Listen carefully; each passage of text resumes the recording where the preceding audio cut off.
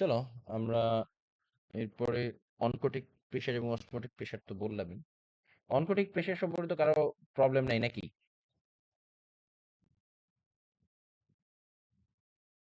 হ্যাঁ।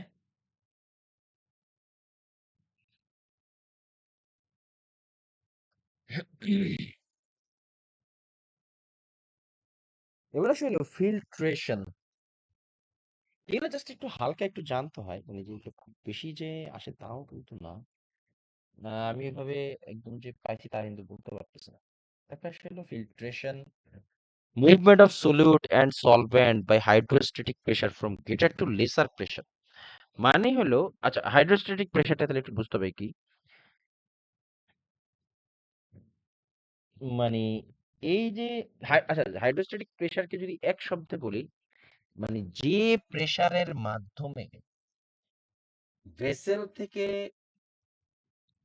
থেকে যে প্রেশারের মাধ্যমে তোমার ফ্লুইডটা বের হয়ে আসে, সেটাই হলো হাইড্রোস্ট্যাটিক প্রেশার। এই যেটা ভেসেল, হ্যাঁ, এটা হলো ভেসেল। এই ভেসেলের থেকে যে প্রেশারের মাধ্যমে ফ্লুইড বের হয়ে আসে এটা হলো হাইড্রোস্ট্যাটিক প্রেশার। আর ভেসেলের ভিতরে যে প্রেশারের মাধ্যমে অ্যালবুমিন তোমার ফ্লুইড ভেসেলের ভিতরে ধরে রাখে সেটা হলো অসমোটিক প্রেশার। বুঝা গেছে কি বলছি সবাই? হ্যাঁ, আরেকবার। এটা হলো ভেসেল। এই ভেসেলের ভিতরে যে প্রেসারের মাধ্যমে অ্যালবুমিনটা বেশি বলি কেন, কারণ অ্যালবুমিনটা বেশি গুরুত্বপূর্ণ, আসে বেশি, বুঝতে হয় বেশি, এটার ফাংশনও বেশি, বিভিন্ন জায়গায় ব্যবহৃত হয় বেশি। ভেসেলের ভিতরে যে প্রেসারের মাধ্যমে প্রোটিন ফ্লুইডকে ভেসেলের ভিতরে ধরে রাখে, আই রিপিট, ভেসেলের ভিতরে যে প্রেসারের মাধ্যমে ফ্লুইড ধরে রাখে সেটাই হলো অসমোটিক প্রেসার। আর ভেসেল হতে যে প্রেসারের মাধ্যমে ফ্লুইড বের হয়ে আসে সেটাকে বলা হয় হাইড্রোস্ট্যাটিক প্রেসার। ঠিক আছে, এখানে এই পর্যন্তই বলা যায়, তারপর একটু আগে। Hydrostatic pressure, the force of exerted on membrane of walls of a blood vessel by the weight of the solution. It is the opposing force to osmotic pressure. মাত্র যেটা বললাম। At the arterial end of the capillary, hydrostatic pressure is high than osmotic pressure.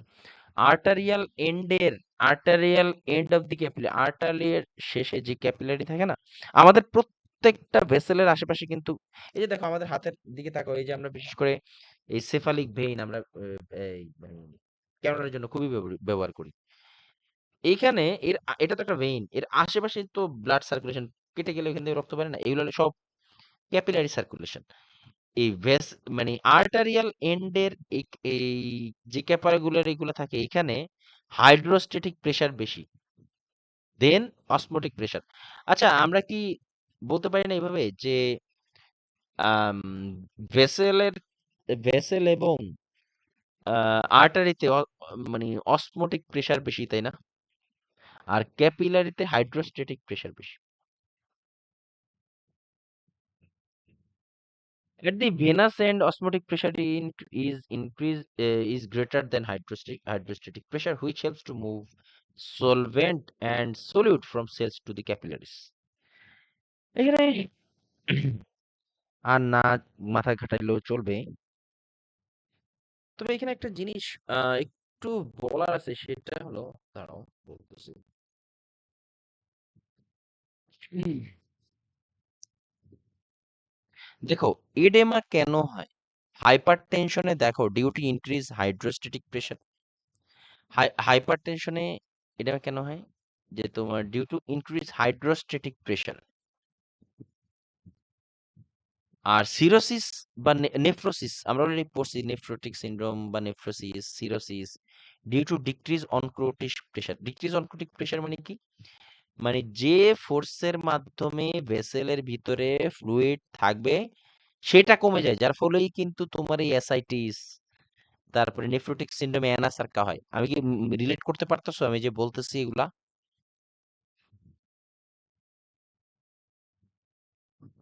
এই যে hypertension যে হয়, এটা কি বুঝছো কেন হয়? Due to increase hydrostatic pressure. কেন হাইপারটেনশন হয়? কারণ ভেসেলের ভিতরে ফ্লুইড বেশি। এই ভেসেলের ভিতরে যে ফোর্সের মাধ্যমে ভেসেলের ভিতরে ফ্লুইডটা থাকে এটাকে কি বলে? Hydrostatic pressure. ঠিক আছে? এই বুঝছো এই যে কথাগুলো বললাম এগুলা? জি ভাইয়া। আপনি তো বলছিলেন যে হাইড্রোস্ট্যাটিক প্রেসারে বের হয়ে যায়। হ্যাঁ, প্রেসারের ক্ষেত্রে তো মানে হাইপারটেনশনের ক্ষেত্রে তো ওয়াটারটা বের হচ্ছে না।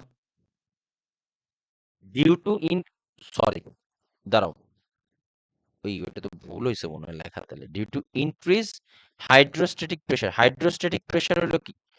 এই যে না ভুল হয়েছে তো, লেখায় ভুল হয়েছে। বলতে কি উল্টায় বলছি নাকি কি বলছি? বলছি ঠিক, লেখা উল্টা এরকম নাকি দুইটাই উল্টা হয়েছে? আচ্ছা না আমি ভাই, আবার আপনি বলি। বলছিলেন যে হাইড্রোস্ট্যাটিক প্রেসারে যে প্রেসারে ওই যে ওয়াটার বা ফ্লুইড বের হয় হ্যাঁ এর থেকে। রাইট, যে প্রেসারে ভেসেল থেকে ফ্লুইড বের হয়ে যায় সেটা হলো হাইড্রোস্ট্যাটিক প্রেসার। তাহলে হাইপারটেনশনে কি হয়? হাইড্রোস্ট্যাটিক প্রেসার কম হয় নাকি বেশি হয়? অবশ্যই আম, কি বলে হাইড্রোস্ট্যাটিক প্রেসার কম, তাই না? যে কারণেই তো ভেসেল থেকে ফ্লুইড বের হয় না, তাই না? কি বুঝছো? আমি কি পেঁচাই ফেলতেছি নাকি আবার? এটা আমি আচ্ছা ভাইয়া, পেঁচায় না। হাইপারটেনশন, হাইপারটেনশনে কি হয়? যে due to increase hydrostatic pressure, এটা মানে এটা মানে লিখাটাই ভুল হয়েছে। Due to increase osmotic pressure হইতো, হ্যাঁ, বা অনকোটিক প্রেসার এভাবে বললেও হয়। আর সিরোসিসে কি হয়? Due to decrease oncotic pressure. Due to decrease oncotic pressure মানে কি? যে প্রেসারে ভেসেলের মানে যে প্রেসারে তোমার কি ভেসেল থেকে ইয়ে বের সরি, যে প্রেসারে ভেসেলের ভিতরে ফ্লুইড ধরে রাখে সেটা হলো অসমোটিক প্রেসার। তো সিরোসিসে কি হয়? এর ব্যতিক্রম ঘটে। ঠিক আছে? বলতে ভুলেছে, না সরি লিখতে ভুলেছে। এবার আসে হলো আহ টনিসিটি অফ ফ্লুইড। অলরেডি আমরা বলছি ওই দিন, মানে হালকা একটু বলছি, তাও আরেকবার একটু বলি। টনিসিটি অফ ফ্লুইড, আইসোটনিক কি? The concentration of I fluids and polar fluids are the same. Body fluid এবং ইন্টারভেনাস ফ্লুইডের কনসেন্ট্রেশন যদি সেম হয়, ঘনত্ব যদি, সেটাকে বলে আইসোটনিক। লাইক কি 0.9 সোডিয়াম। আচ্ছা, শোনো না, এটা তো হচ্ছে ঠিকই স্লাইডে আমার নিতে হবে, বলাই দিতেছে। এখানে যে লেখা দেখেন হাইড্রোস্টিক প্রেসার যেটা, হ্যাঁ, এটা হচ্ছে ব্লাড ভেসেল থেকে ক্যাপিলারির দিকে হচ্ছে মুভ করে ওয়াটার। তাহলে হাইড্রোস্টিক প্রেসার তো বাড়তেই থাকবে না হাইপারটেনশন। হুম, তাও পেঁচাও না, পাগলের বললি।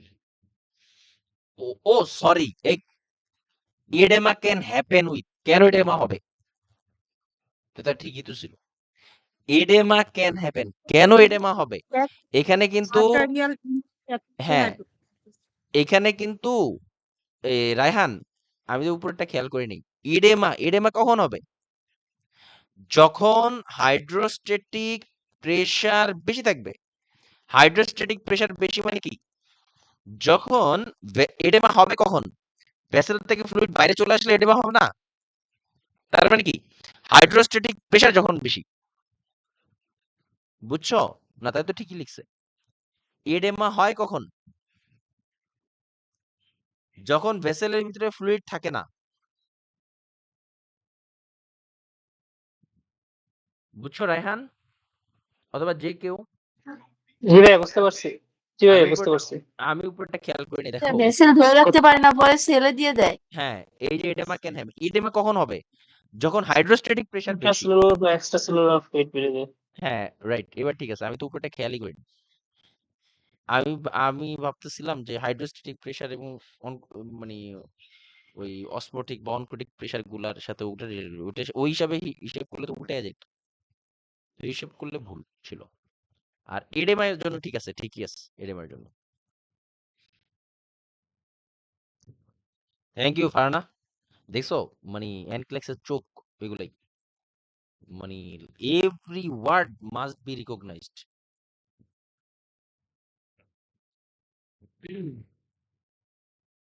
হ্যাঁ, এবার আসি হলো আইসোটোনিক, মানে যেখানে বডি ফ্লুইড এবং আমরা যে আর্টিফিশিয়াল ফ্লুইড দিই সেটা সেম হবে। The concentration of IV fluids and body fluids are the same, like 0.9% normal saline, 5% dextrose in water, D5W আর কি। তারপরে ল্যাকটেটেড রিঙ্গার বা রিঙ্গার ল্যাকটেট একই জিনিস। এগুলা হলো তোমার একদম বডির যে ফ্লুইড এবং এগুলো একদম হুবহু সেম। আচ্ছা, 0.9% নর্মাল স্লাইন এর মানে কি জানো? এর মানেটা কি যে আমরা দেখি সবসময় 0.9% নর্মাল স্যালাইন, এগুলো মানেটা কি? কেউ কি জানার চেষ্টা করছিলা কখনো, অথবা জিজ্ঞাসা করছিলা যে কেন এটা? এর মানেটা কি, এক্স্যাক্টলি মানেটা কি? মানে হলো 1 লিটার ওয়াটারে 9 গ্রাম লবণ, বুঝছো? 1 লিটার পানিতে 9 গ্রাম লবণ, এটাই হলো 0.9% নর্মাল স্যালাইন। তার 5% ডেক্সট্রোজ।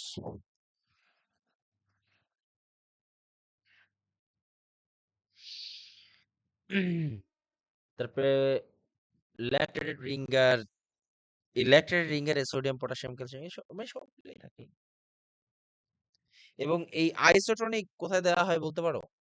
সকল blood loss, dehydration, burns, diabetic ketosis, এগুলো কিন্তু খুবই কমনলি আমরা ব্যবহার করি। হাইপোটেনশন, তাই না? ওই তো ব্লাড লস আর কি, শক, এগুলো খুবই ব্যবহার করে। তারপর হাইপোটোনিক মানে বডি ফ্লুইড থেকে কনসেন্ট্রেশন যেটা কম সেটাই হলো হাইপোটোনিক।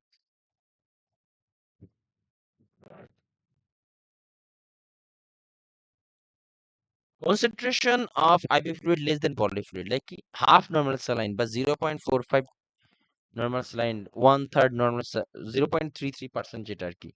তারপরে 1/4 নরমাল স্যালাইন বা 0.25 নরমাল স্যালাইন যেটা, এগুলা। এবং হাইপোটনিক, আচ্ছা হাইপোটনিক তাহলে ইয়ে কাদেরকে দেয়া যেতে পারে বলো তো দেখি, একটা আইডিয়া করো তো।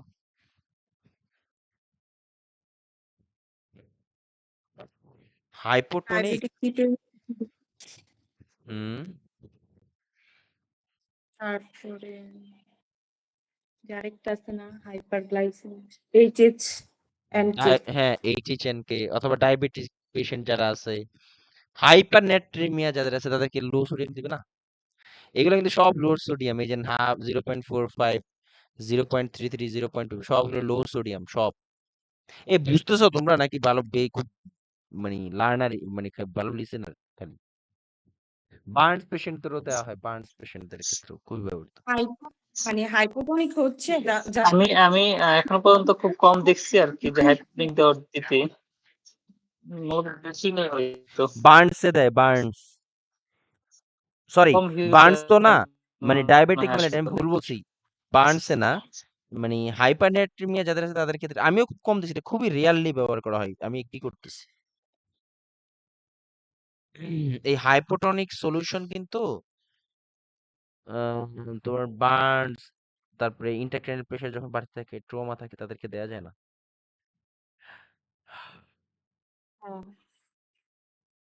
এটা কোশ্চেনে পাওয়া গেছিল। হাইপার, আইসিপি বা কুপি দেওয়া যায় না, এটা হ্যাঁ, মানে ইন্টারক্রেনিয়াল প্রেশার যখন বাড়তি থাকে তখন এগুলো দেওয়া হয় না। যত বেশি সোডিয়াম দিবে তত বেশি পানি ধরে আরো উপরে পাঠায় দিবে। আচ্ছা, এবার আসি হলো হাইপারটনিক, এটা অ্যাটলিস্ট, আইসিপি আর বার্নে কি হাইপোটনিক দেওয়া যায় না? না না হাইপোটনিক দেওয়া যায় না, হাইপোটনিক দিতে হয় না। হাইপোটনিক ইন্টারক্রেনিয়াল প্রেশার বাড়তি যখন বার্ন, ট্রমা এগুলাতে তোমার হাইপোটনিক সলিউশন দেওয়া হয় না। তারপর আসলে হাইপারটনিক। হাইপারটনিক মানে কি? বডি ফ্লুইড থেকে যখন ফ্লুইডের কনসেন্ট্রেশন বেশি তখন, লাইক কি 5% dextrose in half normal saline, তারপরে D5 half normal saline, 5% dextrose in normal saline, D5 NS যেটা 3% স্যালাইন। 3% স্যালাইন আমি খুবই দিতে দেখছি, ঢাকা মেডিকেলে আমরা খুব দিছি। 10% ডেক্সট্রোজ ইন ওয়াটার। আচ্ছা, এত কিছু দেখার পরে ফারহানা একটু হোল্ড রাখো, বাকি যে কেউ বলো তো দেখি, এই হাইপারটনিক সলিউশন দেওয়া হয় এমন কোন টপিক অলরেডি আমরা পড়ছি?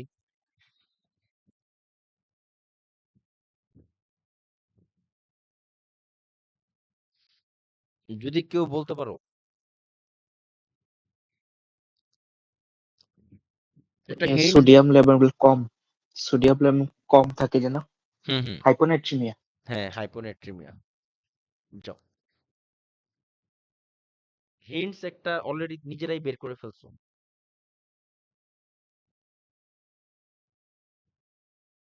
এনিবডি?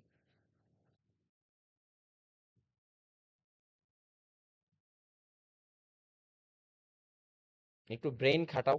সবারই তো মোটামুটি রুনা বাদে সবারই তো মোটামুটি ভালোই সময় হয়েছে। কোন কন্ডিশন? হাইপোগ্লাইসেমিয়া, সিভিয়ার হাইপোগ্লাইসেমিয়া পাওয়া যায়। সিভিয়ার হাই, এন্ডোক্রাইনে পড়তে হয় বের করতে হ্যাঁ এন্ডোক্রাইন। যাও, আর একটু হিন্টস বাড়ায় দিল। এন্ডোক্রাইনে পড়ছো, আমি অনেকবার উল্লেখ করছিলাম ওই জায়গাটায়, এবং এটাও বলছি কয়েকদিন আগে, এটা না জানলে ফেল হইতে পারে।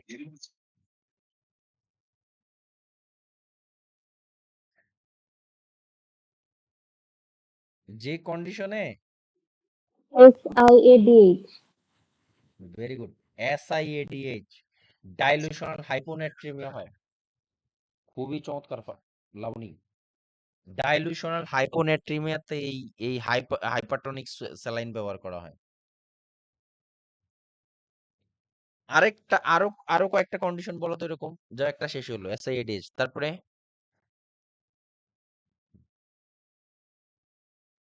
Diabetes insipidus. উম, এটা হয়নি। আর আর কারো মাথাতে কিছু আসতেছে না? My cystic fibrosis.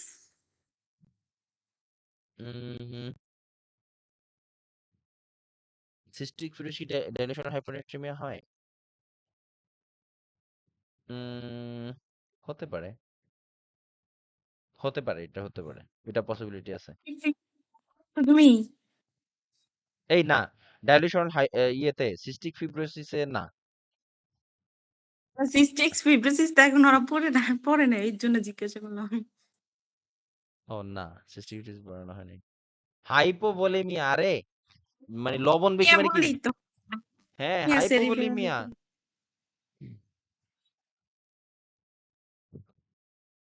হাইপোভোলেমিয়া হয় যে যেখানে মানে কি ব্লাড লস যদি কখনো হয়, সেখানে তোমার এই ইয়েতে দেওয়া, হাইপোনেট্রিমিয়া, হ্যাঁ হাইপোনেট্রিমিয়া, হাইপোভোলেমিয়া কেন? এগুলাতে দেওয়া হয়। যাই হোক, দেখি কোনো স্লাইড বাকি আছে কিনা। এই যে দেখো, D5W বিষয়ে একটু বলার আছে। D5W, it is theoretically isotonic but is physiologically hypotonic. এটা রিলেটেড আমি মনে হয় একবার ফারহানা পাইছিলা এই বিষয়ে কোনো প্রশ্ন? D5W মনে পড়ে না আমার। দেখো, indications of various IV fluids isotonic কোথায় দেওয়া হয়? Blood loss, dehydration, burns, diabetic ketoacidosis etcetera. Hypotonic indication like hypernatraemia, diabetes type 2, তারপর কন্ট্রা ইন্ডিকেশন কোথায়? ইন্টারক্রাইনাল প্রেশার যখন বাড়ে, তারপর বার্নস পেশেন্টদের ট্রমা, এদিকে দেয় না। হাইপারটোনিক SIADH, ডাইলিউশন হাইপোনেট্রিমিয়া হয় যে হাইপোভোলেমিয়া, ভলিউম এক্সপেন্ডার সেই হিসেবে এখানে ভলিউম এক্সপেন্ডার হিসেবে কাজ, হিট এক্সহাউশন, পেট্রিনাইটিস এটসেট্রা।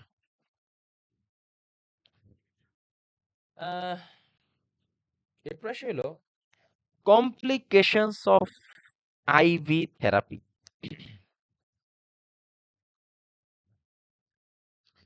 প্রথমেই আসে ইনফিল্ট্রেশন। ইনফিল্ট্রেশন মানে কি? ইনফিল্ট্রেশন এটা খুবই চ্যালেঞ্জিং, বুঝছো? ইনফিল্ট্রেশন, ফ্লেবাইটিস এগুলা যদি একত্রে দিয়ে দেয় খুব চ্যালেঞ্জ মনে হয়। মানে হলো ওই যে যেখানে তোমার ক্যানুলা ইনসার্ট করা হয় না ওই জায়গাটায় যখন তোমার আম, কি বলো এটাকে, সোয়েলিং হয়ে যায়, আই মিন শক্ত হয়ে যায়। অনেক সময় আমরা পিক করতে যাই ওই জায়গায় পাংচার করে ফেলি না, এটাই মূলত ইনফিল্ট্রেশন। এটা আমরা ইনফিল্ট্রেশন হইলে, জি ভাইয়া এটা আজকে হয়েছে আমার সাথে। হ্যাঁ এটাকে বলা হয় ইনফিল্ট্রেশন। তো এটা হলে আসলে কেমন দেখায়, ওই জায়গাটা ব্ল্যাঞ্চিং মানে সাদা হয়ে যায়, সোয়েলিং হয়ে যায়, ঠান্ডা হয়ে যায় এবং ইনফিউশন কমে যায়।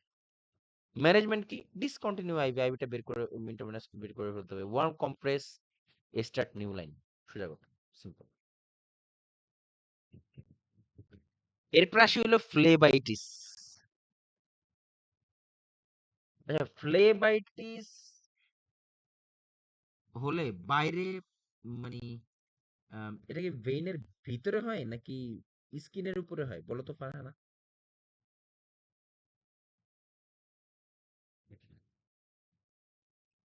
ফ্লেবাইটিস কি ইনফ্লামেশন না? ইনফ্লামেশন হ্যাঁ, ইনফ্লামেশন যেই সাইডটা দেয়া হয় ওই সাইডে যখন তোমার ইনফ্লেমড হয়ে যায়, এটা ভেইন ইস্যু। ফ্লেবাইটিস কিন্তু ভেইন ইস্যু, হ্যাঁ। হ্যাঁ ফ্লেবাইটিস ভেইন। ফ্লেবাইটিস কিন্তু ভেইন ইস্যু, ভেইন ইস্যু, হ্যাঁ। এটা হলে কি হয়, ভেইনের ভিতরে ইনফ্লেমড হয়ে যায় ওই জায়গাটায়। তাহলে redness along course of vein, তারপর হলো হিট, ওই জায়গাটা গরম হয়ে থাকে, সোয়েলিং হয়ে থাকে এবং পেইন হয়ে থাকে। আইটিস মানে ইনফ্লামেশন, তাই না? মাথায় রাখো। সিম্পল কি? Discontinue IV, warm compress, resistant new line etcetera. এরপরে আসলে পাইরোজেনিক। পাইরোজেনিক মানে কি? ফিভার, তাই না? আমরা অলরেডি জানি। তো ফিভার হয়, চিলস মানে কাঁপে অনেক সময়, মেলাইজ, অবসাদ, নাউসিয়া, ভমিটিং হয়, হেডেক হয়, ব্যাকএক, ব্যথা করে, পিঠ ব্যথা করে। ম্যানেজমেন্ট কি? Discontinue IV, monitor vital sign, notify medical doctor, send intravenous equipment, fluid for culture etcetera. আরেকটা হয় এখানে, আরেকটা ইম্পর্টেন্ট আসলে এয়ার এম্বোলিজম। অনেক সময় ওই ক্যাথেটারের হাব খোলা থাকলে তখন তোমার এয়ার ঢুকে এটা এই প্রবলেম হতে পারে, এয়ার এম্বোলিজম। ফান্ডিস কি? ডিসপনিয়া, শ্বাসকষ্ট হতে পারে, সায়ানোসিস হতে পারে, hypotension, tachycardia, changes in level of consciousness. Management কি? Discontinue the fluid immediately, turn the patient to the left side with the head down. Yes, এটা ভেরি ইম্পর্টেন্ট, অনেক জায়গায় কোশ্চেন পাইছি আমি। Turn the patient to the left side with the head down এর মানে কি?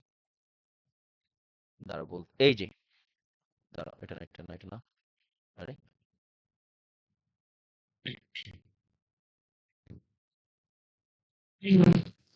এই যে, হ্যাঁ এটাই। তোমার ধরো কারো এয়ার এম্বোলিজম হয়েছে, তো ধরো একটা বোতলের ভিতরে অর্ধেক পানি অর্ধেক এয়ার ভরা। এখন এই পানিটা যদি নিচের দিকে থাকে তাহলে এয়ারটা উপরের দিকে, বোতলের মুখখাটার এদিক দিয়ে যদি এয়ার থাকে আর নিচে পানি থাকবে, তাহলে এটাই তো স্বাভাবিক। কিন্তু আমরা যদি বোতলটাকে উল্টায় ধরি, এয়ারটা কই যাবে? এয়ারটা আবার এয়ারের ধর্ম কি উপর দিকে চলে যাওয়া না? তো এই left sided, turn the patient left side with the head down মানে মাথা নিচে পা উপরে, লেফট সাইডে পা উপরে। এই কন্ডিশনে হয় কি, এয়ার এম্বোলিজম হইলে এই এয়ারটা সরাসরি পেশেন্টের ওই যে কি বলে, আই মিন হার্টের ওইখানে গিয়ে আটকে থাকে, বাট এটা লাংসের দিকে চলে যায় না। আমি কি বুঝাইতে পারছি? মানে মাথাটা নিচে থাকলে আর পাটা উপরের দিকে থাকলে লেফট সাইডে এই ইয়ে হয় কি, তোমার এয়ারটা হয় কি আমাদের রাইট মানে রাইট রাইট এট্রিয়াম বরাবর এসে আটকে থাকে, মানে এটা লাংসের দিকে সাপ্লাই হয় না। কারণটা কি? কারণটা হলো হাওয়ার ধর্ম হলো উপরের দিকে, যেহেতু পা উপরের দিকে, তাহলে পা বরাবর রাইট লেফট সাইডে যদি কেউ শোয় তাহলে তার এই এয়ারটা তোমার রাইট এট্রিয়াম বরাবর উপর উঠে থাকে। একটু ইমাজিন করে, এটা আসলে মুখে বললে বোঝানো টাফ আমার জন্য। একটু ইমাজিন করতে হবে এই জায়গাটা। ঠিক আছে? Turn the patient to the left side with head down. এটাকে লেফট ট্রেন্ডালেনবার্গ পজিশনে বলে, এটা ইম্পর্টেন্ট, আসে অনেকবার। ঠিক আছে? লেফট সাইডের ট্রেন্ডালেনবার্গ position traps the air in the vena cava, which prevent it from getting into the heart, where it can get pumped into lungs and brain. মানে আমাদের যে রাইট অ্যাট্রিয়াম, এই অ্যাট্রিয়ামের এইখানে এক্স্যাক্টলি যদি বলি, এটা আসলে এভাবে বলাটা ঠিক না, যে রাইট অ্যাট্রিয়ামে আমাদের ভেনা কাভার এখানে এসে আটকে থাকে, কিন্তু এটা আমাদের হার্টের দিকে না গিয়ে এটা আমাদের ওইখানে এসে আটকে থাকে, এবং হার্টের পরে আবার তোমার যে লাংসের দিকে যেতে পারে না এই কারণে। এটা একটু ইমাজিন করতে হবে, এছাড়া কিছু করার নেই আমার। যদি এটা কোনো কারণে লাংসে চলে যায় তখন পালমোনারি এম্বোলারি হয়। এটা হইলো মানে এয়ার এম্বোলিজমের প্রথম ট্রিটমেন্ট। সবার আগে পেশেন্টকে লেফট ট্রেন্ডালেনবার্গ পজিশন করতে হবে, মাথা ডাউন, পা উপরে। তারপর হলো কি অ্যাডমিনিস্ট্রেট অক্সিজেন, নোটিফাই এমডি, এবং পালমোনারি এম্বোলাই কিন্তু সেন্ট্রাল ভেনাস ক্যাথেটার যখন ডিসলজ হয়ে যায় তখন এয়ার এম্বোলিজম হয়। হ্যাঁ, রাইট। এটাও কোশ্চেন পাইছি, এটাও এরকমও পাওয়া গেছে। তুমি যেটা বলছো এক্স্যাক্টলি, এটা এই ধরনের কোশ্চেন পাবা কিন্তু তোকের। হ্যাঁ, পাইছি। পাইছিলা কোশ্চেন টেস্টের সময়? এই জন্য তো ওই যে বললাম। ও, তখন কি করতে হয় জানো? বলো তো দেখি। তখন তো ওই যে পজিশন করতে হয় লেফট সাইডের টিলেনবার্গ পজিশন। ইয়েস, লেফট সাইডে ট্রেন্ডেলেনবার্গ পজিশন। আর যে জায়গাটায় যে ডিসলজ হয়ে গেছে ওই জায়গায় কি করতে হয়? প্রেসার, স্টেরাইল প্রেসার দিয়ে হ্যাঁ, ইয়ে করে ওই প্রেসার যে দিয়ে রাখা হয়। চেস্ট টিউব ডিসলজমেন্ট আর সিভিলাইন ডিসলজমেন্ট সেম।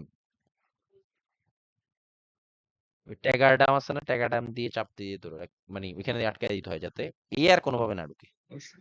কোয়েশনটা এরকম আসছে যে একটা পেশেন্ট সেন্ট্রাল লাইনে আছে, হঠাৎ পেশেন্টের ডিসনিয়া ডেভেলপমেন্ট হইতেছে, হুম হুম শ্বাসকষ্ট হইতেছে। এই টাইপেরই আমিও পাইছিলাম, এই টাইপের জিনিস বলছি, এই টাইপেরই এক্স্যাক্টলি। আসলে ওইভাবে প্রশ্ন বলা খুব ডিফিকাল্ট আসলে। আর যদি পালমোনারি এম্বোলাই হয় তাহলে কি আমরা জানি? Increased capillary pressure cause rupture of capillary pink frothy sputum. Pink frothy pulmonary এম্বোলাইয়ের ইম্পর্টেন্ট সাইন হলো পিঙ্ক ফ্রথি স্পুটাম। ঠিক আছে? পালমোনারি এম্বোলাই কেন হয়? যদি ভেরিকোজ ক্লট, যদি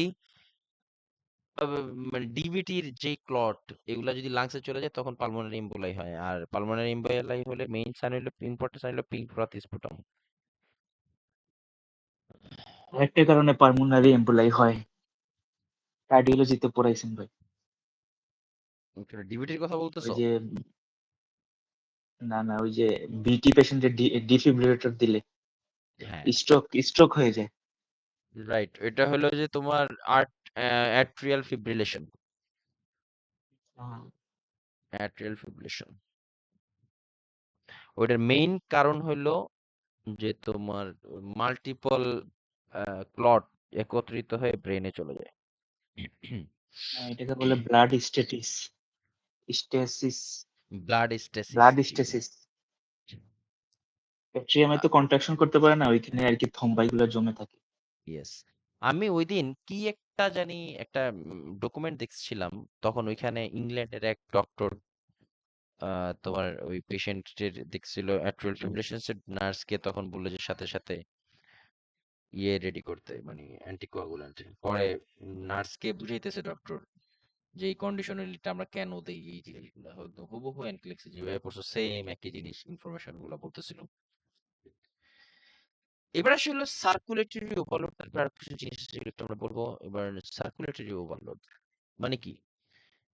মানে যে তোমার মানে ওই ইন্টারভেনাসলি বেশি যদি কোনো ইয়ে দিয়ে দেওয়া হয়, ফ্লুইড দিয়ে দেয়, প্রথমে কি অ্যাপ্রিহেনশন, মানে টায়ার্ড, শর্টনেস অফ ব্রিথ, বেশি, যেমন যদি তুমি কম সময়ের ভিতরে বেশি স্যালাইন দিয়ে দাও তোমার লাংসে ফ্লুইড অ্যাকুমুলেট হয়ে যাবে, তখন শর্টনেস অফ ব্রিথ, ক্র্যাকেলস হয় লাংসে, এনগোর্জ নেক ভেইন অনেক বেশি মোটা হয়ে যাবে, প্রমিনেন্ট হয়ে যাবে, কাশি হবে, কফিং, এগুলো সবই রেসপিরেটরি ইস্যু দেখা দিবে। পিঙ্ক ফ্রথি স্পুটাম, অত্যাধিক পরিমাণ পানি জমে তোমার পালমোনারি এম্বোলাই হয়ে যায়।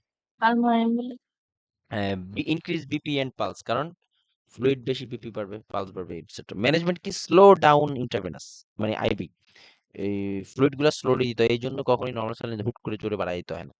Monitor vital sign, notify medical doctor, etcetera.